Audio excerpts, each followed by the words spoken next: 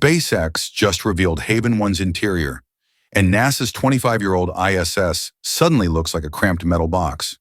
We're talking maple wood walls, queen-sized beds, and a massive 1.1-meter observation dome.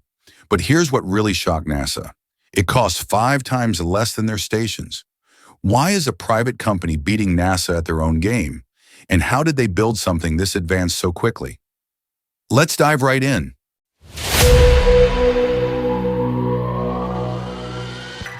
Picture this scene at NASA headquarters.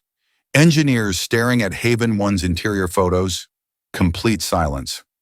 After 25 years and $150 billion spent on the ISS, a 3-year-old startup just made their flagship project look like an outdated science experiment.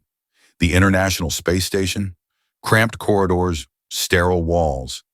Astronauts sleeping in phone booth-sized compartments. It's functional, sure, but it's also a reminder of what happens when bureaucracy meets engineering. Then Jed McCaleb founded Vast Space in 2021. This programmer turned space entrepreneur looked at the ISS and asked one devastating question. What if we designed this for actual humans? The answer sits in orbit right now, and it's about to change everything. Step inside Haven 1, and your brain struggles to process what you're seeing. Fire-resistant maple wood panels line the walls. Not cold metal, not sterile plastic. Real wood that makes you forget you're hurtling through space at 17,500 miles per hour. But here's the genius behind this design choice. NASA spent decades studying astronaut psychology. Their conclusion? Sterile environments drive people insane during long missions. The wood panels aren't just beautiful, they're medically necessary. The common area spans 24 cubic meters.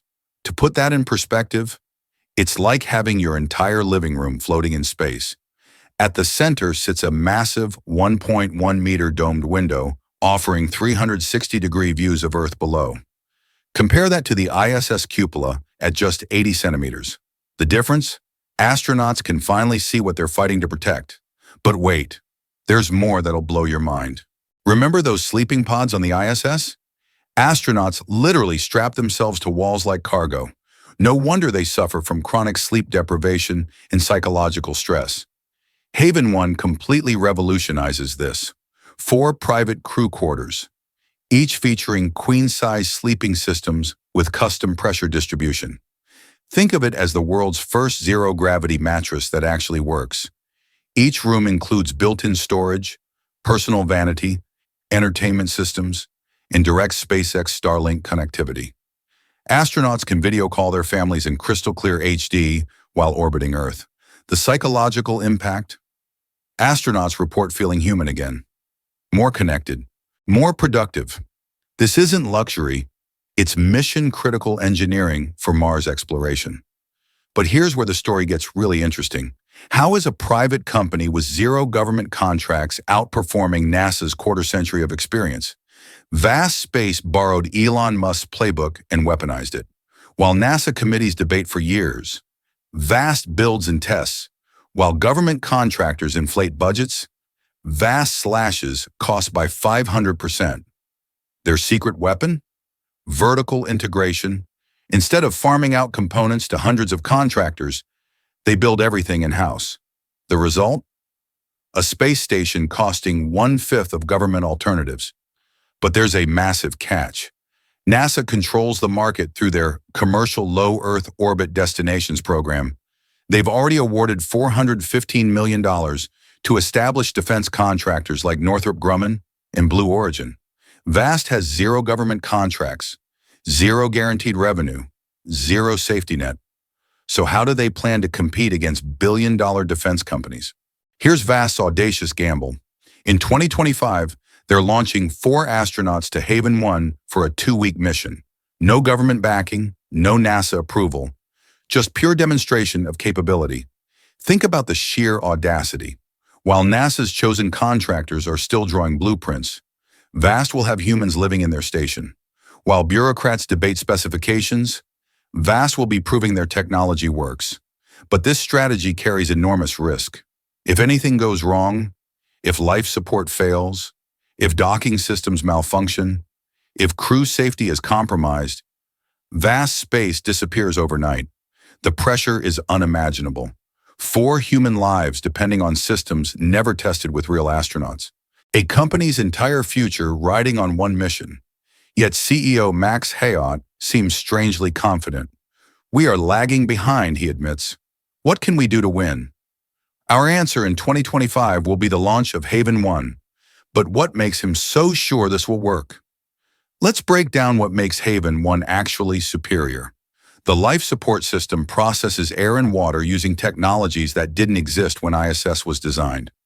Advanced carbon dioxide scrubbers, water recycling systems with 95% efficiency, backup systems for the backup systems.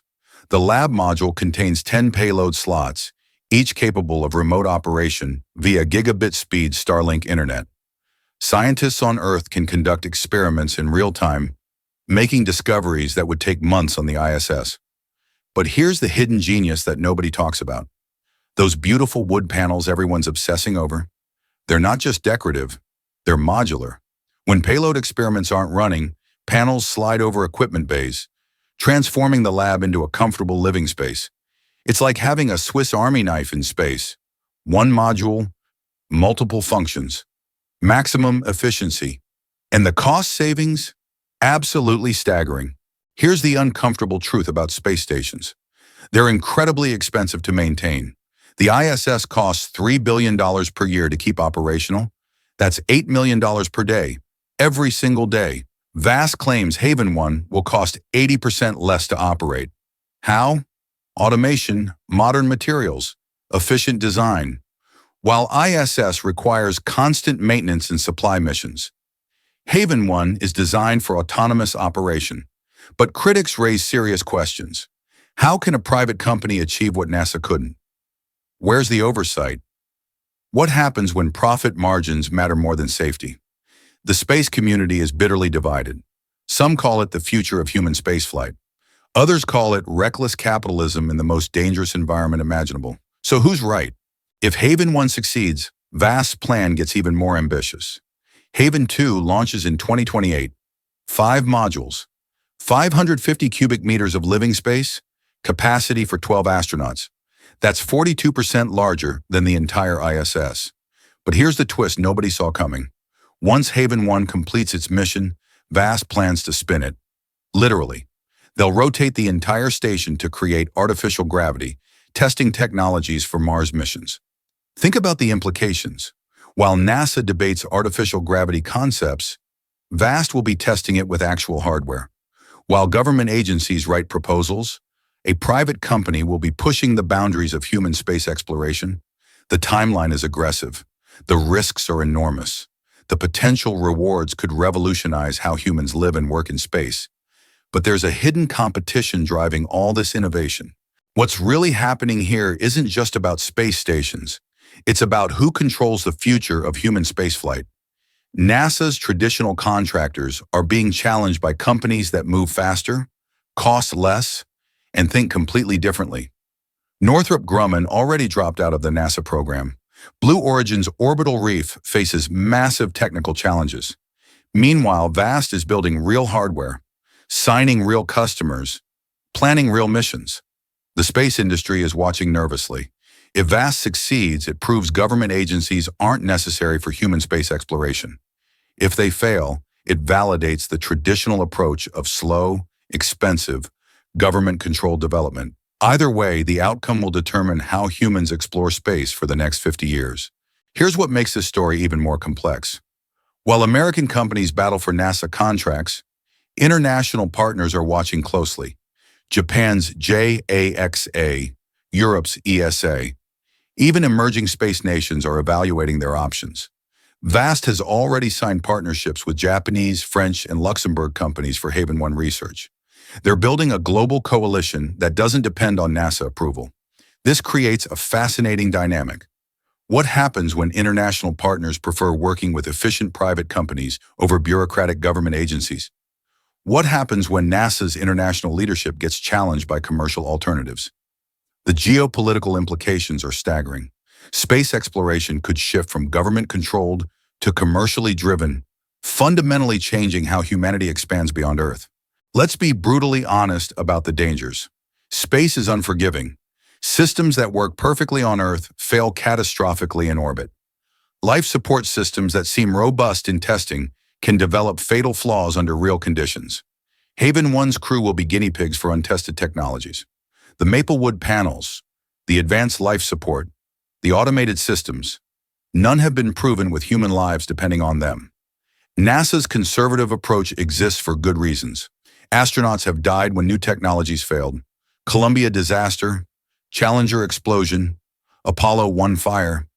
These tragedies shape NASA's careful, methodical approach to human spaceflight.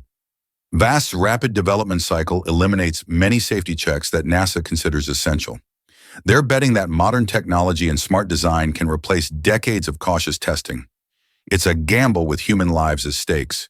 Here's the brutal truth about commercial space stations. There's no proven market for them. The ISS exists because governments fund it. Remove government support, and who pays for space stations? VAST claims they'll attract commercial customers, space tourists, manufacturing companies. But space tourism is still experimental. Orbital manufacturing is theoretical, and commercial research is limited. The business model depends on creating demand that doesn't currently exist. It's like building a luxury hotel in Antarctica and hoping customers will come.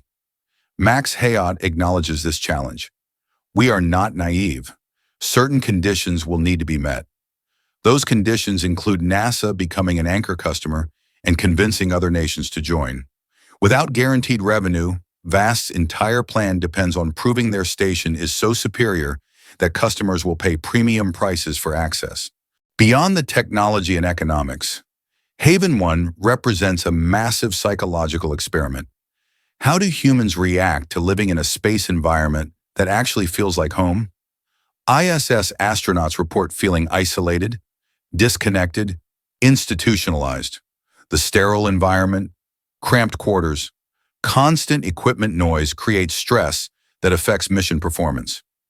Haven One's design philosophy is radical. Instead of treating astronauts like technicians who happen to need life support, they're designing for human psychology, comfort, and well-being. The wood panels, large windows, private quarters, Earth-like lighting aren't luxuries. They're psychological necessities for long-duration missions to Mars and beyond. If crew members on Haven One report better mental health, higher productivity, improved satisfaction, it could revolutionize how we design spacecraft for deep space exploration. Right now, as you watch this video, VAST engineers are finalizing Haven One systems. Components are being tested, procedures are being written, astronauts are being selected. The 2025 launch is less than a year away. There's no room for delays, no time for second guessing, no opportunity for the lengthy review processes that NASA demands. Success or failure will be measured in the most basic terms. Do 4 human beings return safely to Earth after 2 weeks in space? Everything else is secondary. The space industry, NASA leadership, international partners, they're all watching. The outcome will determine whether the future of human spaceflight belongs to government agencies or private companies. The stakes couldn't be higher. The timeline couldn't be more aggressive. The risks couldn't be more real. But there's one more twist that could change everything. So here we are, watching history unfold in real time. NASA's quarter-century monopoly on human spaceflight is being challenged by a company that didn't exist 3 years ago. Haven One isn't just a space station. It's proof that innovation happens when you stop asking, what if we fail? And start asking, what if we succeed? But this raises a bigger question. Are we witnessing the birth of a new space age? Or the beginning of something more dangerous? When private companies control access to space, who decides what's safe enough? The 2025 launch will answer that question. 4 astronauts will either validate the future of commercial space or remind us why NASA moves so carefully. What do you think? Should space exploration be driven by government caution or private innovation? Drop your thoughts below. And if you want to see what happens when SpaceX's Starship meets Mars, hit that subscribe button. The space revolution is just getting started. The countdown has begun. Which side of history will you be on?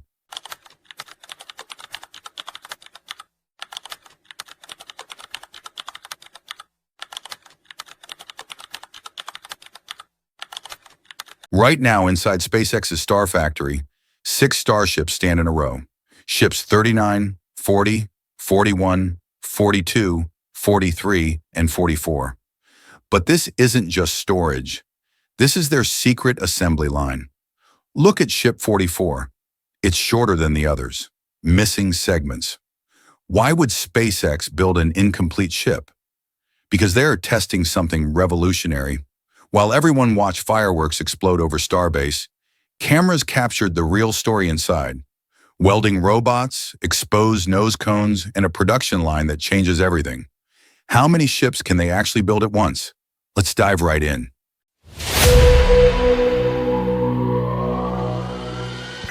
Six ship, standing